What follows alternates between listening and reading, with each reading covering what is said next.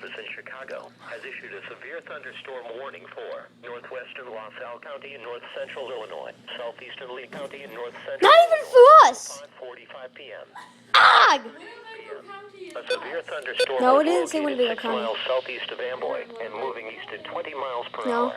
Hazard, 60 miles per hour wind gusts and quarter-size hail. Source, radar indicated. Couldn't find my iPod. Hail damage to vehicles is expected. Expect wind damage to roofs, siding and trees. Locations impacted include Meadow, Sublette, West Brooklyn, Troy Grove, and Compton.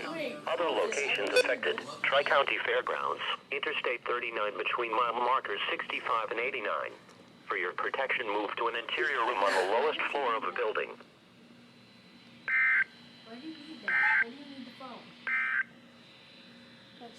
This is NOAA's weather radio. Yo, 677 at Rockford. Oh. Well, that came out of nowhere. Woo! What? Hello, woohoo!